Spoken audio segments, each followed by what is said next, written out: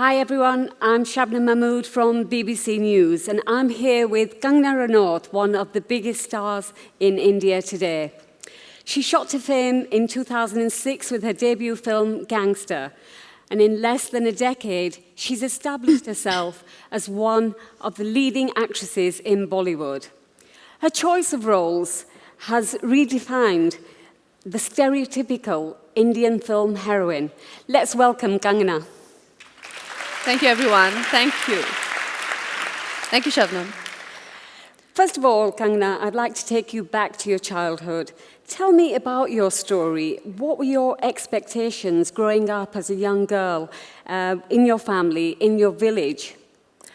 Well, the thing is, in India, it's a matter of fact that a girl child is seen as a liability, and probably the only expectation is that you grow up to, be a presentable young woman who can get a decent spouse. That's not much of an expectation, but yeah. So what were you like as a child? Pain, I'd say.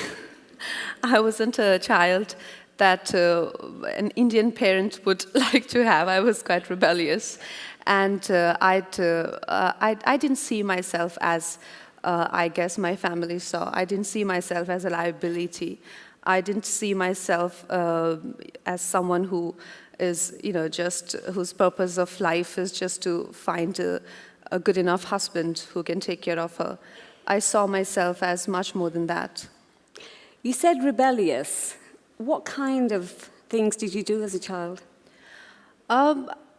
I think I was quite confident of myself, and I had a mind of my own. I liked the fact that my father had a lot of expectations from my brother, and I probably wanted to be that person who he could be proud of and who could, who could be her own hero. So, yeah, that led to many incidences, including my running away from my house, I guess. Before we come to that, just wanted to ask you a little bit more about your family. Was it a very traditional family? Was there a lot of, the male members of your family, were they treated with favoritism? Yes, I won't say it was an exceptional Indian family. That is pretty much how it is everywhere, where, you grow up in a very, very protective environment. Which can sometimes lead to a little bit of suffocation also. It can just be a little too protective sometimes. Were your family sort of like, they had favoritism towards your brother? Yeah, like I said, in India, a girl child is seen as a liability, so naturally a girl child isn't that celebrated for sure. So what eventually pushed you to leaving home? Like I said, that quest, that understanding of your own self, that confidence that you carry in yourself, that you're a lot more than people think you are, and you want to prove that, and you want to find yourself, and you want to be a lot more than you're believed that you are. So probably that quest. It can't have been easy though. Yes. I've struggled for 10 years. Yeah, that's quite long. What was the opposition like then when you made that decision to leave home? Well, my parents gave me an easy option that if you are gonna, go your way, so there's the highway, and you can probably expect no funds and no support, which I think was legitimate because, I think that was a fair option. Was there one particular incident that led to you leaving home? Your father was quite angry with you. Yes, I think I left. I just refused to go to school, and I'm like, I can't do science. I don't want to be a doctor. And he's like, then what would you be? And I'm like, I don't know. So he's like, don't you think you should? I said, give me a year, and I would find out. And he's like, I have no money to spend on these sort of hobbies of yours. And I'm like, sounds fair. So you left home, yes, and you went to a big city like Mumbai. What was that like when you first arrived there? No, no fairy dream or story, nothing like that. It was quite harsh. And, I was nothing like I am today. I couldn't speak a word of English. And in England, people might be understanding of that, but in Bombay, they're not very forgiving. If you don't speak English, how do you expect to work in Hindi films? Well, that was an obstacle, I'd say. You overcame that obstacle, but you overcame many obstacles because it wasn't easy to establish yourself. What did you want to do the minute that you arrived in Mumbai? Did you think, I want to be an actress? Or did you have to go through various stages like, modeling? Oh, yes, various stages, various auditions. I ended up sleeping on the pavements, and I didn't have food to eat. And my father would call, he's like, so did you learn your lesson? I'm like, no, you better get ready to learn yours. So it took way too long, and I think for him to learn his lesson, 10 years, he's like, okay, fine. But I think I finally made my point clear. But yes, it was just one of those ordinary struggling stories where you're, there's a string of incidences or accidents, one after the other, one worse than the other, and then you're like, am I in a bad dream, or it's just... so yeah. You're known for being very honest and very outspoken to the media. You're a great role model for the modern, independent Indian woman who goes against the traditional norms. How important is that for you? Well, honestly, I really don't know how to be any other way. I mean, I find a lot of pride in being who I am, and that was the case from my childhood. Like I said, my parents saw me as someone else. They saw me as someone who was a liability, but that didn't change my understanding of my abilities and myself. And when I came to Mumbai, they saw me as this village woman who had a weird accent and weirder appearance, I guess. But I didn't see myself like that. I thought of myself a lot more than just, I am a lot more than my appearance or my age or my color or my hair. And that is how I saw myself, and it'll never change. And why would I want to hide that? I let that be there. For people, sometimes they find it too much, sometimes they like it. I mean, that's just the way I am. What are expectations for girls now compared to when you were growing up? And that wasn't a very long time ago, was it?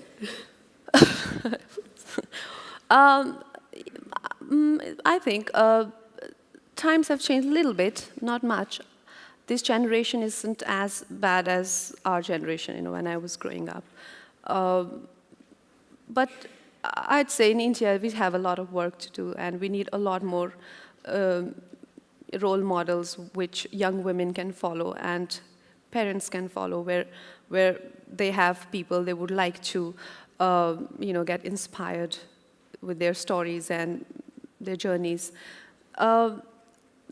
But definitely, with literacy rate going higher, with the women actively participating in the progress of the nation, working and stepping out of the houses, things have changed, and there's a lot of confidence that has come in, but we're still nowhere close to the developed nations, for sure. So things have changed a little bit. Do you think the focus is shifting away from marriage, say, and are girls able to focus on careers?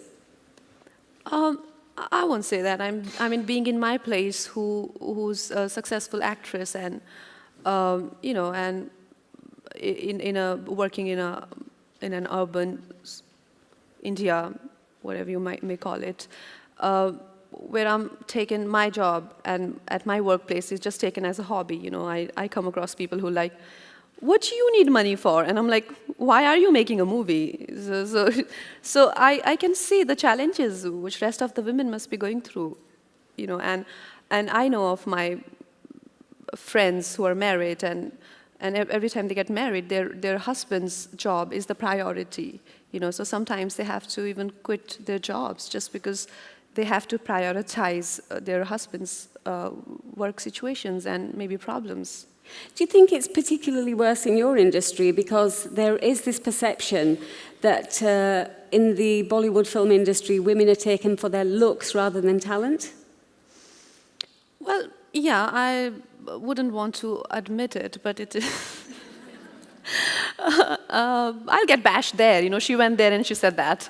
But it is true that they do objectify women. Bollywood films do objectify women, and not all of them, some of them at least.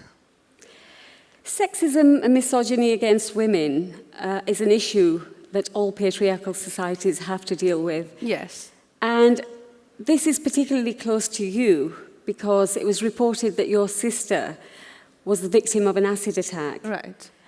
What can be done to combat this widespread gender crime?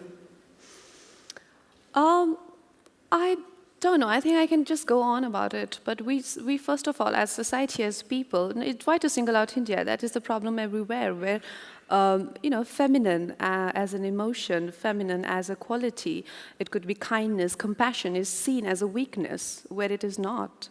You know, it's just not women. It is just not restricted to women, even to children, to men who tend to display these emotions. They are seen as weaker beings, you know, and that is not the fact. We need to change that mentality. We need to respect the feminine as an emotion and not try and suppress and crush it, but to love and to value it. And the history is witness that in the past, if anything that could conquer the darkest and the deepest corners of a human soul, that has been feminine. It has been compassion, love, and that is the only way to penetrate the darkness, light, not anger or one of your very aggressive emotions. So the tendency of human beings to see feminine as a weaker emotion, that is what has to be changed. So when you see a beautiful woman and you can't acquire her, you want to destroy her.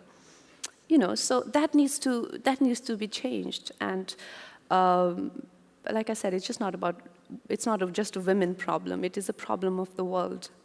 Can Bollywood help in that? Yes, I think cinema is a beautiful medium. It reaches out to millions of people. Through films, we can give ideas out there. We can implant ideas in people's brains or mindsets, which can grow into significant things, you know, and which can bring about significant changes. Because of what you've been through, and you've stood up for yourself, what are your thoughts about what happened to Jyoti Singh, the 23-year-old medical student who was raped and killed on a bus in Delhi? Well, the thing is, a lot has been spoken about that, and a criminal is a criminal. A criminal doesn't have a religion or a nationality, do they? They're not even humans. They're not even entitled to be humans. So if you see, their tendencies, they probably would fit in animal kingdom, and animals don't have religions. So why to see criminals as people who belong to a certain, race or creed or religion? No, they don't have. They're not even humans. So there should be strict laws for animals like that, and they should be behind the bars and not left in the open like that to damage humans, I guess. That particular case received a lot of attention around the world. Do you think things have changed for women? Things have changed for women. Have things changed for women since then? Is it safer for women to go out there?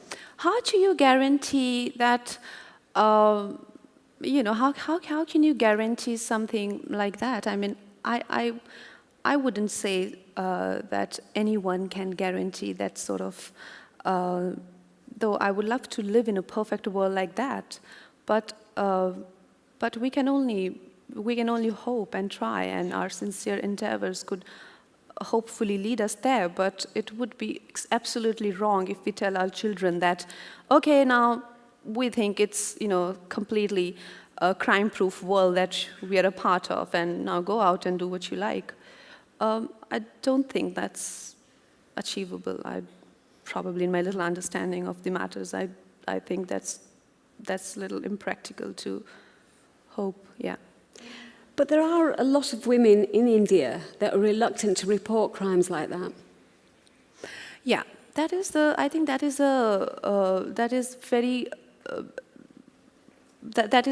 the sad part, that as a woman you feel responsible and you're held responsible for an incident like that, and again, that comes from the fact that your birth as a girl child is not celebrated. If it's not a tragedy, to a family, it's definitely a setback.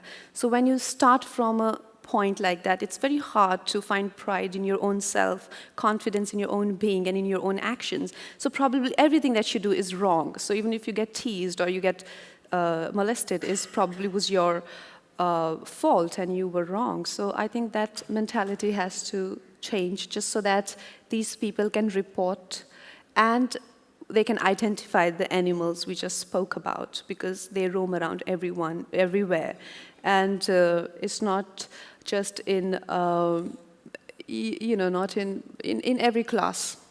The crimes happen in all classes, Coming back to Bollywood, what is the future for female actresses? Are they going to be taken seriously?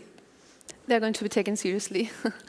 Well, I don't think we need anyone's approval about what we do as actresses. I feel it's a lot more important for women to accept themselves as opposed to others accepting them. You can't be hoping to get others' approval on what you do. When I work in a film, I'm not seeking anyone's approval, So because they always start as, and I'm like, yeah, it is good, it's good. And they're like, yeah, it is good. So you got to be confident of who you are, and you can't really always, because others' opinion of you will always shift. Their perspective will keep changing. Like I said, when I started out, they dismissed me like a nobody. And today I am who I am because my understanding of myself never changed. So as women, we don't have to hope that we get our due. We need to get up and get it ourselves. Thank you. And finally, Kangana, what else is in store for you beyond acting? I have a couple of projects coming up. I'm starting a period drama called Rangoon, which is based in World War II. So I'm going to start filming for that. And then there are some biopics and regular film stuff. I love being here, though. Love being here. Thank you so much. This was something so unusual for me. Thank you.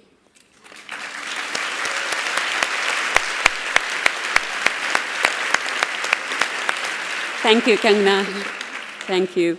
And we'll be taking a 20-minute break, but please be back by 5:10 promptly because you don't want to miss Cara Delevingne with Rupert Everett, Mari Black, and Malala Yousafzai's parents. Thank you.